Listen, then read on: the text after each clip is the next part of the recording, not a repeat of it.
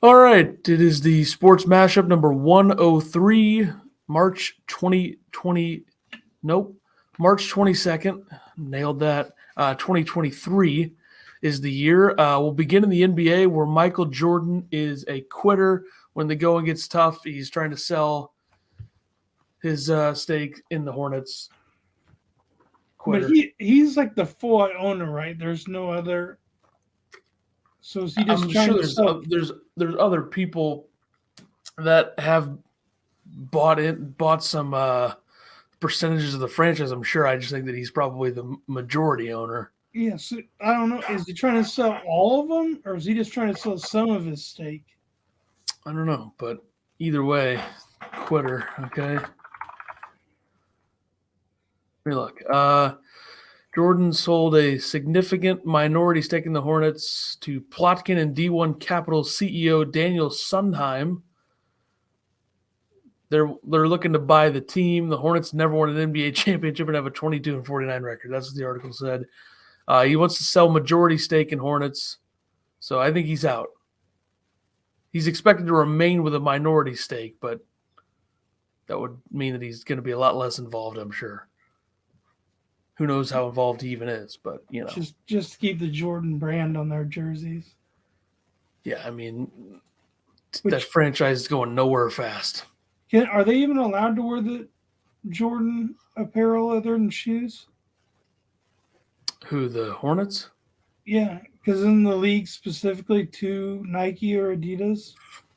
It's Nike. I mean, it's pretty much the same thing as Jordan. I know the Hornets wear Jordan uniforms. Oh, Speaking of the Hornets, LaMelo Ball is to be ready by camp next year. He's got the what? Is it the ankle injury? yeah. Yeah. I mean, how many years approximately until he asks for a trade? I'm going to say by the 2024 offseason, he will ask for a trade. By the end of his rookie contract, when his brother's healthy and they want to try playing together.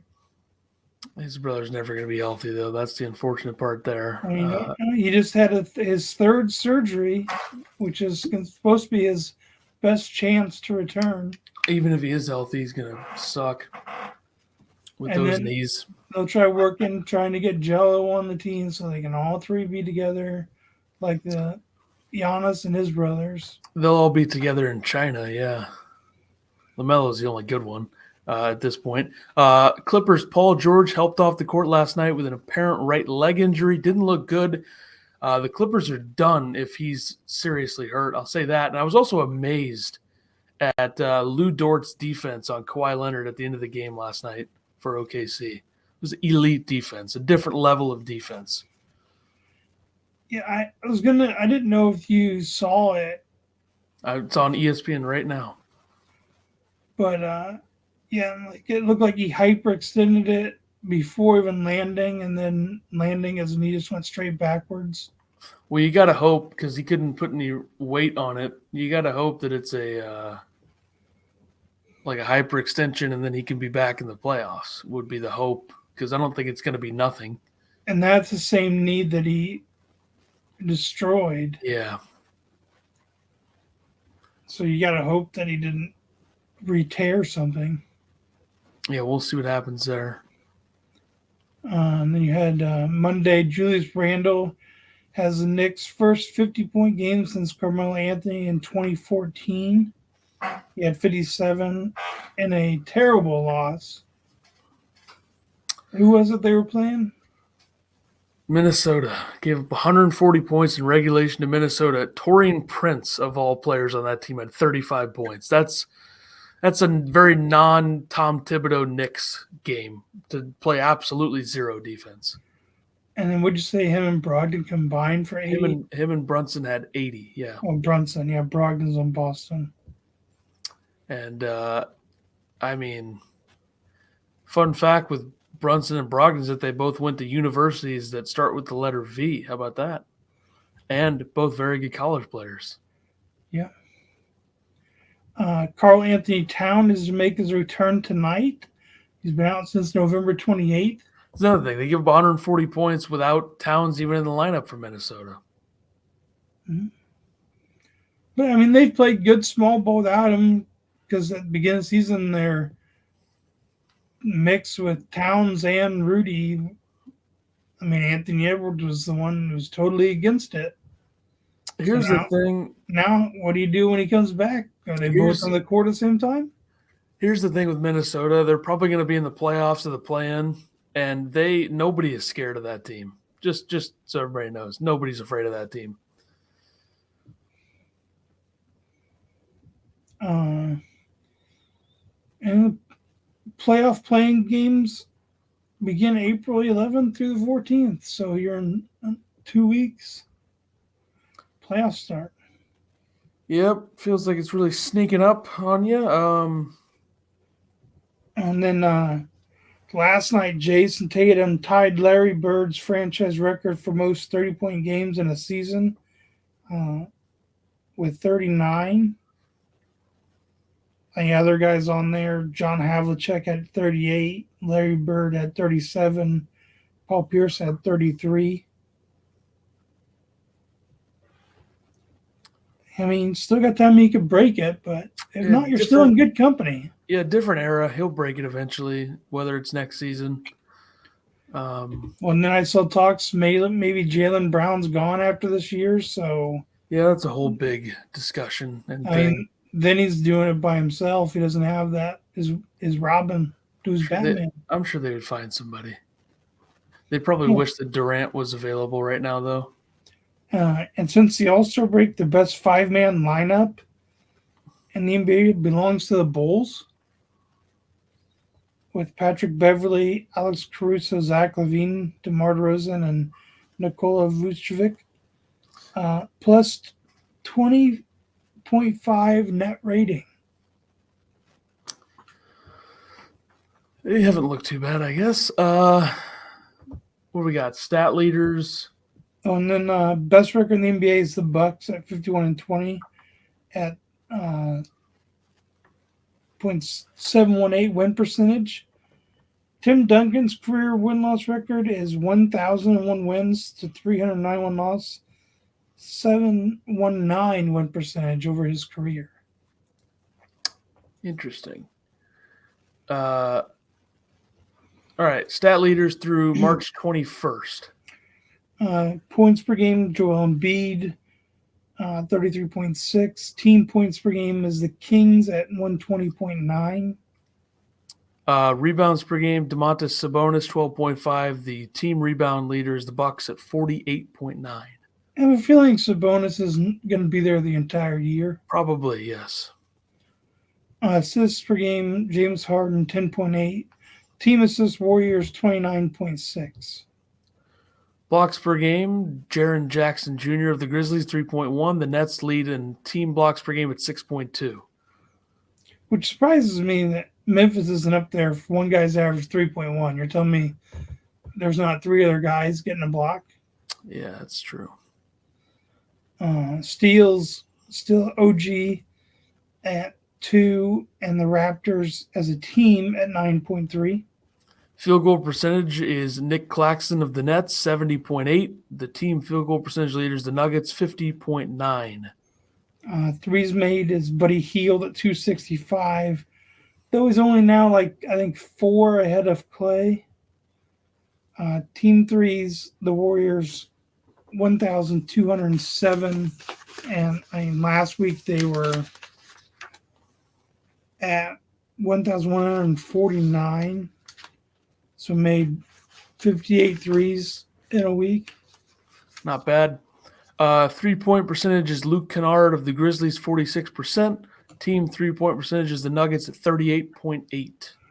And team free throws is the 76ers, 83.5. Second 3-point percentage? And as a team or just a player? Player. Somebody random? I don't know. He's like a power forward center.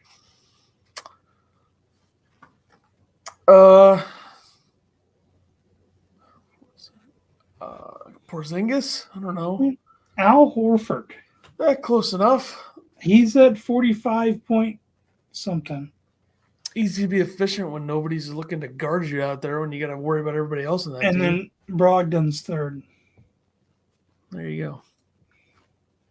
All right, NFL. Yeah, the Bengals made a big splash with signing Orlando Brown to a 4-year, $64 million deal. Yeah, they got Lyle Collins on the other side, right? He got hurt late last season.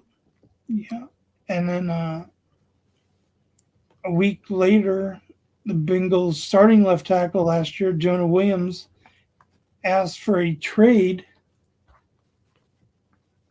after Brown was signed.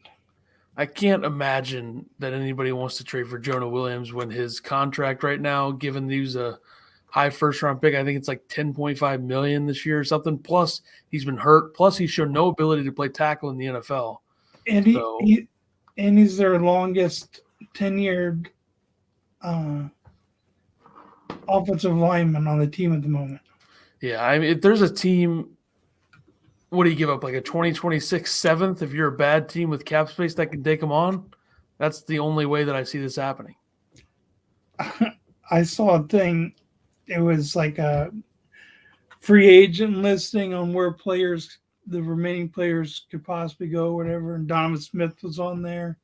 And they're like, well, if you don't mind a penalty or two a game, I forgot where it had him going. To the Colts, I think. Yeah, a team that is going to take a guy like that at this point in his career, or a guy like Jonah Williams with the cap space or the cap hit that he has right now, it's like it's got to be a bad team that has the flexibility. I mean, the Colts could take him because they're going to have a young quarterback, so they're probably going to run a lot more, and they already have a good interior line. That's true. And there's not that many pass rushers they play in their division that he's going to get holding penalties on. So it may benefit him. Maybe. But we're also talking about Donovan Smith here. There's like it's not like the NFC South was the monsters of the Midway. I mean, it was what? Cam Jordan, Brian Burns. That's about it. Yeah. Atlanta have anybody? Not really. You're also playing the Chiefs, the Rams, the Cowboys. Well, he wouldn't be blocking Aaron Donald. No, he just had to block Micah Floyd. Parsons. Micah Parsons from the Cowboys. Floyd and Micah Parsons, and then Chris Jones. Well, if you're going to try to be Tom Brady's left tackle, you can't suck, and he sucked. Yep. And then Miles Sanders did not re-sign with the Eagles. He signed to the Panthers, 4-year, $25 million deal. And then the Patriots signed James Robinson to a 2-year, $8 million deal. Part of me wants to believe that the Patriots will use James Robinson in better ways than the Jags or Jets did last season, but I don't know. It's always weird with them with running backs. Oh, yeah. And we'll get, or you could say that other part now of the Patriots thing. Where's it at? Damian Harris? Yeah. Did he re-sign? No. He signed. Oh, wait. I know that he signed with the Bills, right? Yeah. I don't know why I wrote now in New England. Damian Harris to the Bills, 1 year, $3.75 million. So the Patriots' backfield right now is what? Robinson, Stevenson. And then I don't know if James White is planning on re-signing or what they're doing with him. And then in that whole carousel, then you had the Texans add the Bills running back Devin Singletary. Yeah. To a 1-year, $3.75 million deal, and the Texans also added tight end Dalton Schultz from the Cowboys to a 9-year, 1-year deal. Or $9 million, yeah. Yeah. Very interesting moves by the Texans. You can also just say that Laramie Tunsil is the highest paid offensive tackle now with a 3-year, $75 million extension. Yeah, so the Texans are kind of filling some holes, trying to figure out what this roster is going to look like. I don't think there's any sort of plan to be good this season, but you got a first-year head coach, maybe make some progress, bring in a lot of draft picks and players from that. And you have the number 2 and the number 12 pick in the first round. Yeah, I think best case in that scenario is that if you're the Texans, do you take a quarterback too? I really don't think you need to. But I wonder if they want a guy like an Anthony Richardson, do they trade into the top 10 with that number 12 pick? I don't know. But I think number 2, you take probably Will Anderson because I don't think he's going to go number 1. I would take the defensive player there, especially with DeMeco Ryans as your head coach. Yeah, I don't know. We'll see. We got the draft in a month? I think it's 27th, right? Yeah. Yeah. It's down there. Yeah. So we'll see. And then Magic Johnson joins a group bidding to purchase the Washington Commanders. Yeah, he's got a great, clean, good record of being involved in sports franchises, right? Definitely didn't run the Lakers into the ground. No. And then the Lions get safety Chauncey Gardner-Johnson on a 1-year deal after he was just dealt to the Eagles last year from the Saints. So, the Lions get help on their defensive side. Yeah, this is a good deal. 1-year deal for him. Really good. I don't think we have Darius Slay returning to Philly like I suggested last week that he still could, and he does. I don't know what the numbers were on that contract, but they released him and then brought him back. So there you go. Not surprising there. You also had Juju Smith-Schuster to the Patriots, 3 years, $33 million deal. Bets on himself 1 year in Kansas City. Wasn't great. Wasn't that great, but no. Usually get you paid if you're in Kansas City and you have some success. And the Patriots are trying to beef up their offense a little bit. I mean, they got a real offensive coordinator this year, so that'll be interesting to see if they can actually, run some sort of competent offense. You don't have Joe Judge and Matt Patricia running it anymore. But you got rid of Jonnu Smith to the Falcons, but then you signed Mike Gesicki from the Dolphins, so now you have Hunter Henry and Mike Gesicki. Yeah, and then you have the ability to draft a receiver in the first couple rounds if you want, because you have you lose Jacoby Myers, which I guess that's fine. You got Devontae Parker, Juju Smith-Schuster, Kendrick Bourne, and then it gets pretty ugly. Tyquan Thornton, Lynn Bowden Jr. It's pretty bad. They're going to need to draft a receiver. Yeah, Hunter Henry keeps getting hurt. I don't know if Mike Gesicki's ever really had an injury since he's been in the league. Yeah, he's played almost every game. He played 34. He played all 17 the last 2 seasons. He played 15 in 2020 and then 16. So he missed 1 game? Yeah. So that's good. Cowboys did release Ezekiel Elliott, and then they signed Ronald Jones to replace his spot a week later. Ronald Jones is not good, just so everybody knows. He's got 2 rings now, back to back. I mean, or 1 year, skipped a year, got another one. Yeah. Either way, I mean, whatever. He's got fresh legs because he was barely used at all last year. Or dead legs. He just doesn't know how to run anymore or something. I don't know. Maybe the Chiefs know something we don't. Jamal Williams to the Saints, 3 years, $12 million. It's a weird signing to me. Well, I'm just glad that he didn't end up in the with the Bears or something. I wanted him to leave the division because I like the guy so much. But I think the big thing here is that he's a different running back from Kamara, and they're probably going to use Kamara a lot more in the passing game this year as well, as they should. Kamara hasn't always been the healthiest running back. And Jamal Williams is a guy you can use inside the 10. You use both of them at the same time if you want to. I'd say now, is he going to vulture, like fantasy-wise, is he going to vulture touchdowns away from Kamara? Maybe a few, but I also don't think he's going to score as many times as he did last season. It's like, and also like, are they going to have a big back still? They've always had like Mark Ingram or Jamal Williams is somebody. pretty big. You know what I mean? Like usually they had like Mark Ingram or someone like that to be their bully back. I mean, Jamal Williams is 6'2", 225. I mean, that's pretty. What's Mark Ingram? Mark Ingram is 47 years old. Is what he is. Mark Ingram is 5'9", 215. So Jamal Williams is bigger. People are wondering. The Commanders signed Jacoby Brissett. I have no interest in talking about this.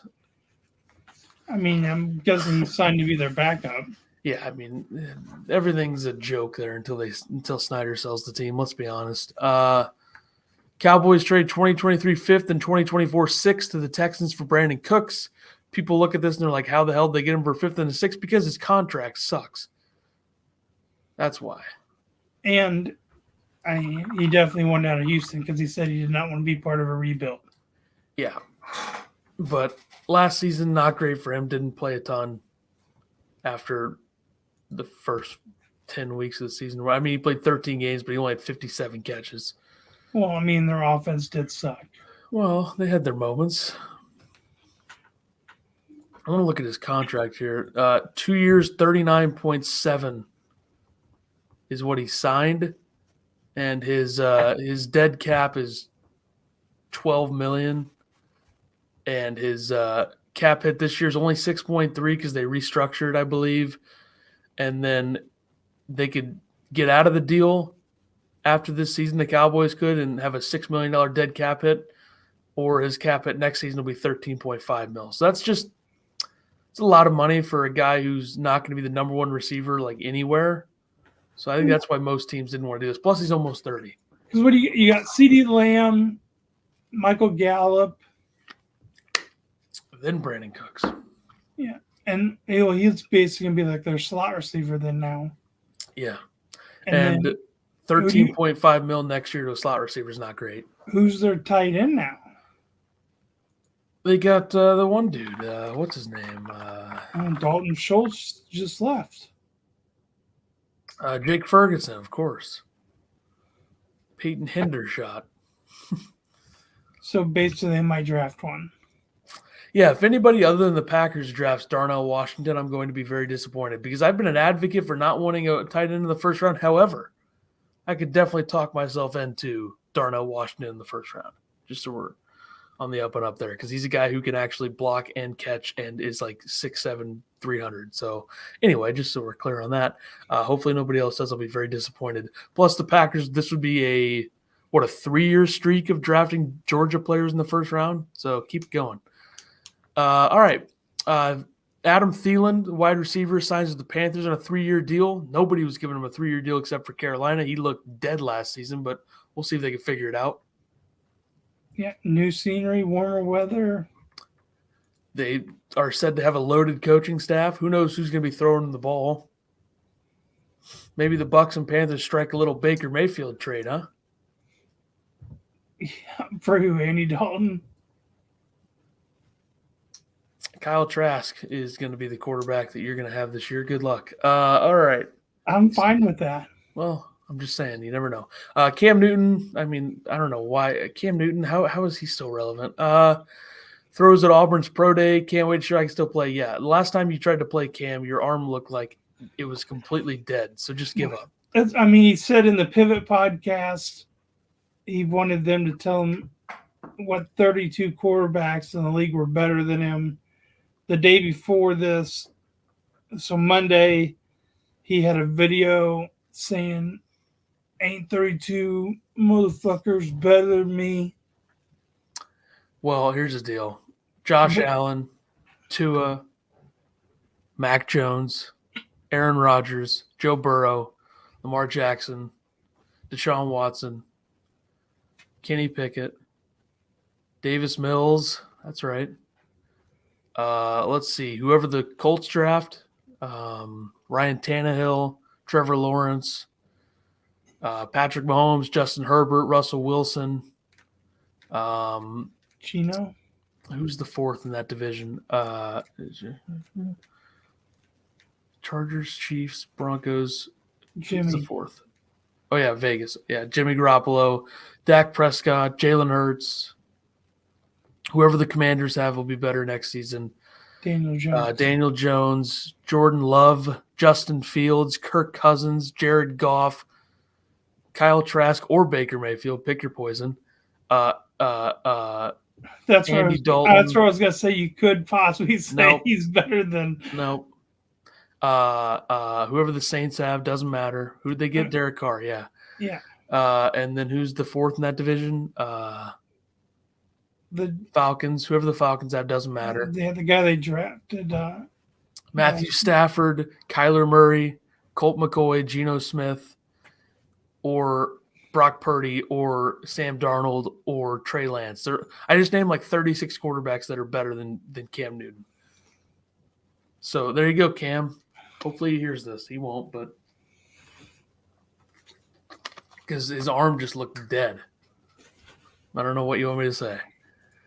No, and like anywhere he goes, you have to be in the right system and everything. You'd have to have a team basically built for that offense that he ran in Carolina.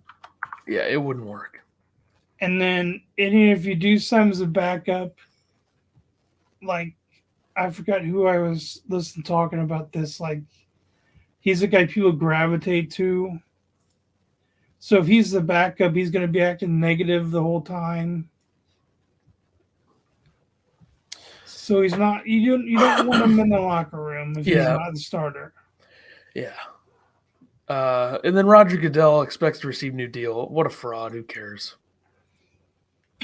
And then, like you just said, NFL draft April 27th through the 29th outside Union Station in Kansas City, Missouri. All right, golf. On to golf. Last weekend we had the Valspar Championship winner Taylor Moore won $1.45 million, shot 10 under. You had Speed 3-putt to bogey. He had a birdie shot. It was like a 50-foot putt, missed a foot left, and then missed his par putt to tie for second. Ended up with a bogey, tied for third with Tommy Fleetwood. Yep. And then who was the other guy? Adam Schenk. Yeah, his drive ended up behind a tree, so he had to chip out, which basically cost him a stroke. So he parred and finished 9 under for second. I think Spieth missed that putt on purpose. I'll say it right now. He lost a chunk of money doing it. He wanted the guy. Adam Schenk had the lead like the entire time. He's like, okay, this guy's gonna choke. I'll let him finish second. Nice thing to do. Classy Spieth. That's my takeaway. I'll let him have more money. Yeah, Spieth doesn't need the money. And then started today already the WGC Dell Technologies match play. Defending champion Scotty Scheffler at Austin Country Club in Austin, Texas. Yep. We will be doing something with the picks on that later, so be advised. All right, college basketball. Yeah, we got the Sweet 16 is set. Rick Pitino leaves Iona to become St. John's head coach. That was always the move that made sense for Pitino, I think. He doesn't have to move, which he said yesterday when he was doing his press conference, because he lives by Wingfoot, and I'm sure somebody will come pick him up and drive him to St. John's every day. That would be a great job to have, driving Rick Pitino around. Why not? But anyway, and then Iona replaces Pitino with Tobin Anderson, who is the head coach at Fairleigh Dickinson, who beat Purdue in the first round as a 16 seed. Pretty historic game there. I think the greatest upset in the history of the sport, given the circumstances, whether it was you have the shortest team in the country in Fairleigh Dickinson, whose 5-man was 6'6", and their backcourt was 5'8" and 5'9", and they're facing a team with Zach Edey, who's 7'4". You take the fact that Fairleigh Dickinson is in the worst conference in America. The Northeast Conference is the worst. You take away the fact they didn't even win their conference tournament. They got in because Merrimack is ineligible for the postseason due to the transition rule. And then you take into account that this is a Fairleigh Dickinson team that had a head coach that was making $22,000 a year. So add all of that together, and I think that's why it outdoes the UMBC victory from just a few years ago. Yeah, I mean, you had that upset. You had the Princeton beating Arizona. The easiest one of them all to pick, even though it happened in a weird way, was the Furman over Virginia. Of course, you have to bring up the ACC one. Well, I picked it. That's like the only one I picked right, so might as well take somewhat of a victory lap. Other than that, though, you didn't have any 12s over 5s. Tough matchup for Oral Roberts for sure. Charleston gave it a go. They came up short. Drake had a lead, but Miami can just take over a game. And then St. Mary's. Not even Miami. It's Wong. Well, Nigel Pack as well. I mean, Wong didn't have a great first game against Drake, but then had a big game against Indiana. Yeah, so. And then Pitt made a decent run, had a good second game against Xavier. Iowa State that was their season summed up, scoring 41 points in the NCAA tournament. Penn State beating Texas A&M. Yep. Arkansas beating Kansas. Kentucky losing in the first weekend again, except this time it happened in the second round instead of the first round. Yeah, I had Providence beating them in the first round. Well, Providence, there's a reason that they seemed a bit off, and we'll get to that. Apparently, there's NIT games tonight. I was unaware, but apparently that is happening. You got 2 quarterfinal games. You got UAB against Vanderbilt and Utah Valley against Cincinnati. Apparently, we're picking those later, so stay tuned. And the winners play each other. The opposite side, you got Wisconsin beat Oregon last night, and North Texas beat Oklahoma State. So the Final Four of the NIT would be set tonight. Yep. Over to the real side of basketball. Ed Cooley is the next head coach at Georgetown, leaves Providence, and controversy is all over the place here because there were rumors that Cooley had his house on the market or was planning to have his house on the market in like early March, like 3 weeks ago. There's also rumors that he was recruiting in the transfer portal for Georgetown while still being the head coach of Providence. So Providence fans hate a guy who, rightfully so, I think they hate him at this point, but he's from Providence. He'd been there for 11 years, I believe, 12 years. Had a lot of success there, and now he leaves in conference to go to Georgetown, which Georgetown is a better job. At the end of the day, Georgetown's a better job because it's a bigger brand. There's more opportunity to recruit in the DMV. The higher upside is certainly at Georgetown, so that's not really the argument here. The argument's everything else with how Cooley handled this, which was not great. And the team pretty much limped the rest of the season. And does it get any tampering penalties? I mean, there's really no rules anymore, but I got to think they look into this in some way. There's got to be some sort of investigation, especially with the transfers and everything. The house on the market, that's whatever. Well, they said that there's a rumor, or I don't know, whatever, he signed some papers to put his house in the market on March 3rd, and Providence did not win a game after March 3rd. They didn't even win a game in March. Their last win was over Georgetown, February 26th. So I don't know. So, but Providence is going to be replacing Ed Cooley with, it appears, George Mason's head coach, Kim English, who's an assistant at Tennessee, a couple years at George Mason, obviously played at Missouri. I remember him well. Maybe a bit early for him to be getting a Big East job, given that his best year in the A-10, which has been kind of weak, was 5th. But I think the upside's there. But I think once he reaches his potential as a head coach, he might leave Providence. So I don't know. Providence in a tough spot. Which, I mean, the Big East also isn't the Big East it once was. No, it's not. But UConn, Marquette, Villanova eventually should be back. Xavier, those teams seem like they're here to stay for a while. Yeah. But like when Syracuse and Louisville. No, the teams who were in it before. Well, I'm like Patino, Louisville, they were in the Big East, so they were good. Were they? Yeah. And who else? Rutgers. Cincinnati was in there. Did Notre Dame, were they part of the Big East? Notre Dame. I think so, yeah. Yeah, because then the whole split happened where the Big Ten got part, the ACC got part. Disaster.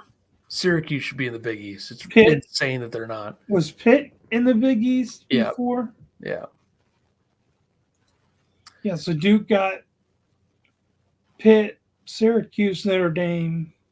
Speaking of Notre Dame, former head coach Mike Bray interviewed at South Florida, wasn't offered the job, and has decided to take a year off and do some television. So we'll be seeing some Mike Bray on TV, I guess, next season. Told you this might have been just a retirement. I think he could still get back. I think it's less of a retirement than Jay Wright. I think he was kind of forced out of Notre Dame because they haven't really done it. It's kind of startling after – I mean, they made the tournament last season and got to the second round really because Alabama had injuries, but Notre Dame has not done anything for a while. I mean, they haven't had their patented two white guy shooters and their big guys. They got consecutive Elite Eights in 2015 and 2016. And then it's kind of fallen off since then. Got to the second round in 2017, and then it was 4 straight years without the tournament, which 2020 they were 10-10. They wouldn't have gotten in. 10-10 in the ACC. So it would have been, 4 years in a row without the tournament. They got to the second round, like I said, really because Rutgers choked and Alabama had injuries. And then last season they were terrible. So 15 and 16 is when they would have had like Pat Connaughton, yeah, in that group. They had a couple of those guys last season, but also with Notre Dame, they are now zeroing in on Penn State head coach Micah Shrewsbury as their next head coach. We'll see. He's deciding now between Penn State and Notre Dame, and I think today we'll probably get an answer on what he's going to do. So we'll find out there. You also had Detroit Mercy guard Antoine Davis ends his career with 4 points shy of Pistol Pete Maravich's NCAA scoring record. Right, get more points. Don't whine about not being invited to the CBI. Your team sucked. Get more points. Well, and then he said that there was people emailing and calling to keep him out so he didn't break the record. Well, get more points. Now all of a sudden it's a conspiracy. Like, couldn't have scored 4 more points in your last game. Your team couldn't have fed you the ball. His team sucked. That's the biggest issue I have. Whether we can't just sit here and be like, well, they were a good team. They deserve it. No, they weren't good. No, I'm saying, like, you know how much you needed before going to that game? Your team couldn't have fed you the ball in the second half? Well, it was a conference tournament game, so I guess you don't really want to do that. I mean, they went 14-19. Terrible. Feed him I don't care if it's a conference tournament. Feed him the rock. He got 26 shots in that game. Don't shoot 7 for 26 from the field. Yeah, get to the free throw line. Yeah. Anyway, he probably took more shots than anybody in the sport this year. I actually guarantee that he did. So, and he probably did it in more than 4 years because he probably had his COVID year. I think so. Yeah. Would have been a stain on the record. Let's be honest. Pistol Pete did it without a 3-point line. It's true. And now we have our NCAA tournament bracket. Which, I mean, are we going over ours or are we just going over what it is? I don't even remember mine. I don't even have mine on me right now. I'll say this. I think I have, in the South right now, I have Alabama left. In the East, I have K-State and Michigan State left. In the West, I have Gonzaga and UCLA left. And in the Midwest, I have Houston, Xavier, and Texas left. So not great. And my Final Four was Arizona, Michigan State, Gonzaga, Houston. So I still have 3 teams alive in the Final Four. But my national champion was Arizona. So that was a tough scene that they were knocked down the first 6 hours of the first round. Let's see. I got Bama left in the South. I got Kansas State left in the East. I got all 4 teams in the Midwest. So Houston, Miami, Xavier, Texas. And then I have Gonzaga, UCLA left in the West. But 3 or 4 left in my Final Four. Yeah, not bad. All right, let's see. Baseball, I guess, is where we go here next. You had the Now, hold on. College, going to your Purdue point. Purdue has lost to a 13 seed, 15 seed, and 16 seed in the last 3 NCAA tournaments. They lost to North Texas by 9 in overtime. That's where that 17-9 point game I was talking to you about earlier. Yeah. Or 17-8. Then they lost to St. Peter's by 3 last year, and then lost by 5 to Fairleigh Dickinson this year. I feel like I should be credited with this stat because I tweeted it right after they lost off of memory, just so we know. I did not see that. A lot of people were saying a lot about it like a day later. I said it right after they lost. Shaka Smart has now lost 8 of his last 9 games in the NCAA tournament. Yeah, that's not too surprising. It's not really his fault that his best player was terrible in that game against Michigan State. And then no Duke, UNC, Kansas, and Kentucky in the Sweet 16. Since the men's Sweet 16 was created in 1975, there's only been 3 other years this happened. 1976, 79, and 2021. I mean, what can you do?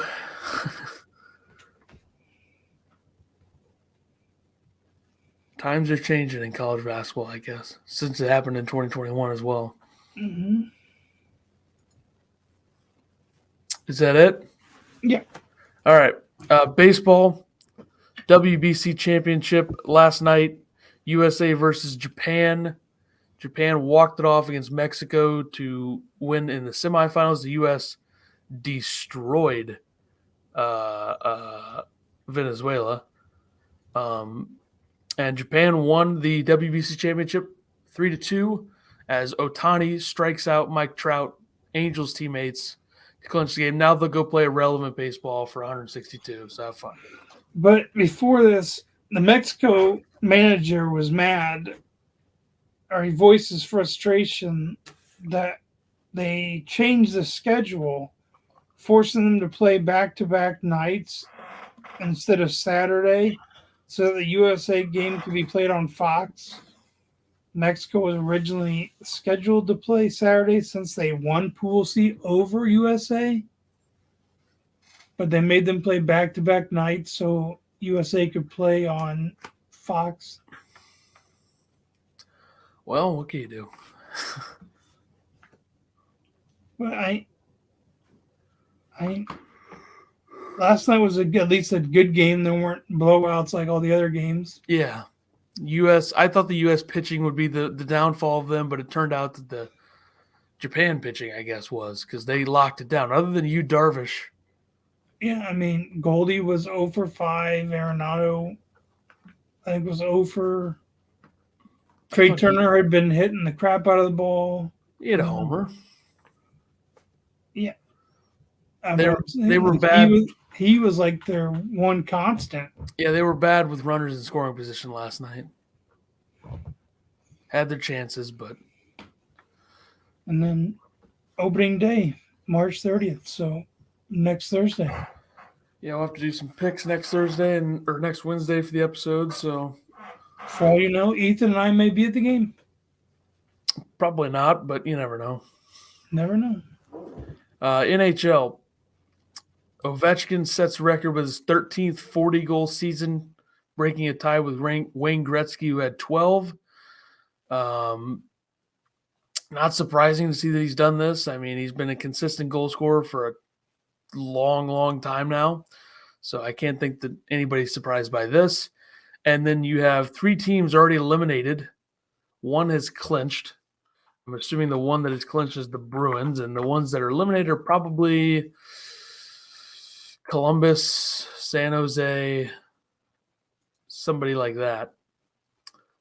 Columbus, San Jose, Chicago maybe, or Anaheim. Either way, 3 teams have been eliminated, so it's not surprising that we've gotten to that point since it's late March. Got a phone call. And then you got the Stanley Cup playoffs starting April 18th. So The eliminated teams you were talking about, Columbus, Blackhawks, Ducks, and Sharks. So that's 4. All right.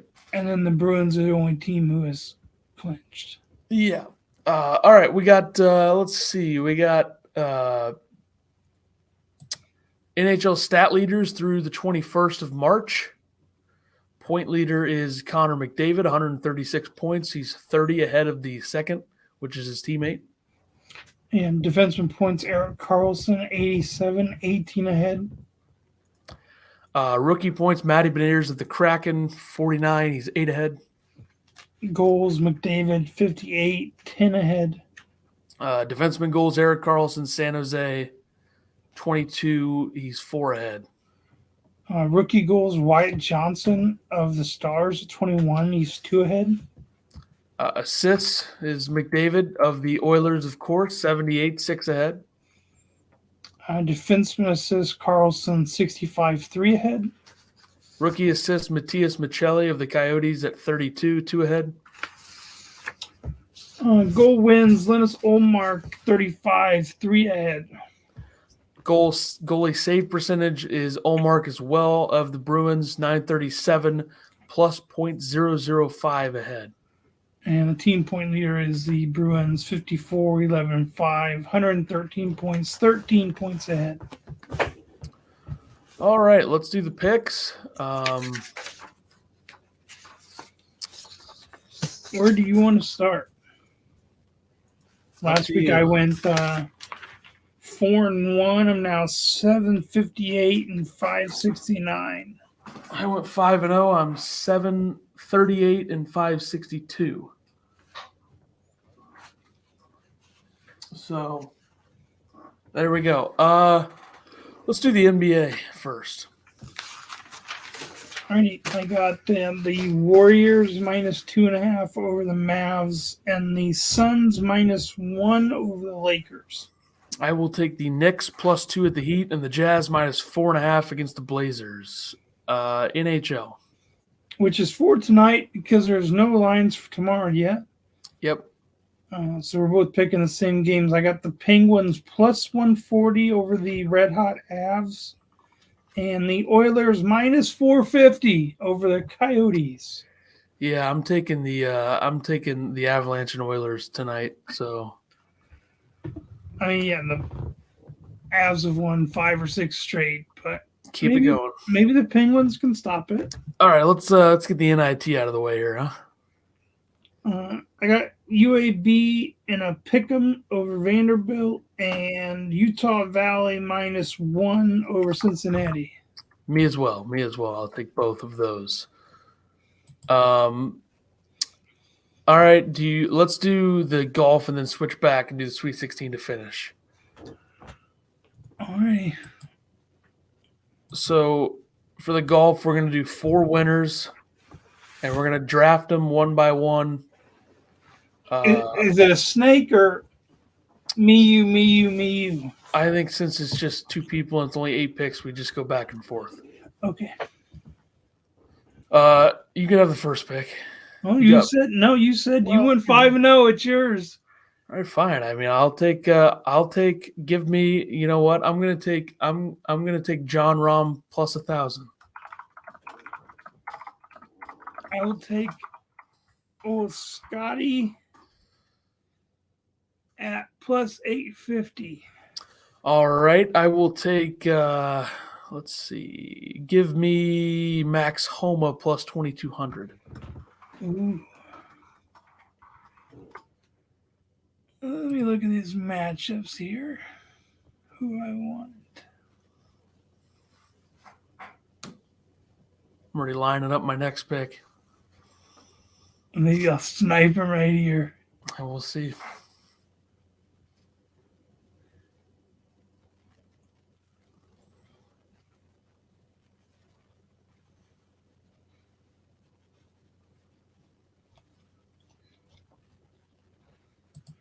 You know what? I'm gonna take old Patrick Cantlay plus 1,800.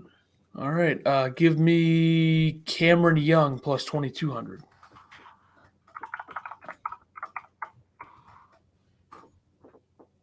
Wait, he's playing in this? Yep, he's in the odds.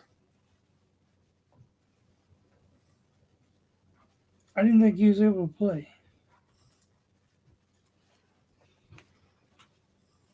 Everybody thinking I'm a different Cam. You're thinking of a different Cam. Which one am I thinking of? Cameron Smith, probably. Oh, yeah. Now who do I want? I already got my next pick lined up. Line it up.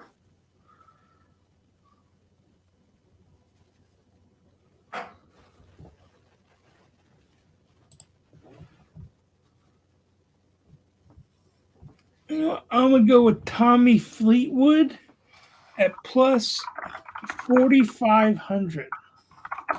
Yeah, I'm not going to take those odds. I'm going to circle back here and take Xander Schauffele plus 1,600. So everybody with odds that are better than plus 2,000 we took except for Finau and Rory. Interesting. I mean, we still have another pick. Are we picking 5? I've only picked 3. I guess what? But you, yeah, you got okay, yeah, you got one more.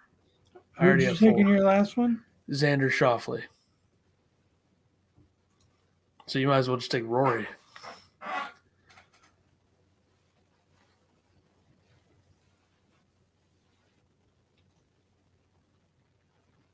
Nope. I'm taking Morikawa plus 2,200.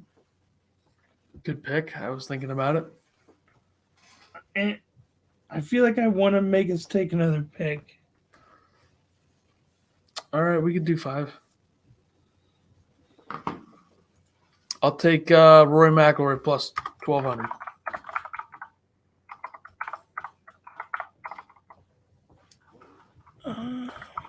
Where's his odds?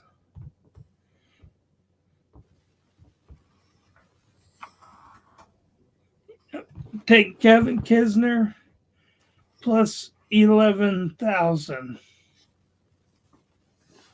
Interesting. We know he's supposed to be the match play assassin. Yeah, well, not anymore. I mean, who would say he's got Hideki today? Yeah. So let's see. You got Rory going against Scott Stallings. He's 1 up. You got Cam. You don't have Cam Davis. Cam Young is 3 up on Davis Thompson. Rahm's 1 up on Ricky. Then Homa is playing Justin Sue. Hasn't started yet. Was that all your guys you picked? Yeah. I got Scotty Scheffler going against Davis Riley, your guy. Tommy Fleetwood going against JT Poston. Man, that's what we should have picked. Old Sung JM, but got Morikawa going against Victor Perez. Cantlay going against Nick Taylor. Kevin Kisner against Hideki. All right. All right. Sweet 16 picks. For tomorrow, Kansas State versus Michigan State. I got Kansas State minus 1.5. Is it? I think Michigan State's minus 1.5. Because I'm taking Michigan State minus 1.5.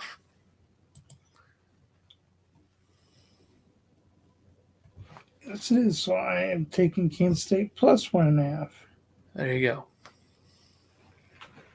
UConn versus Arkansas.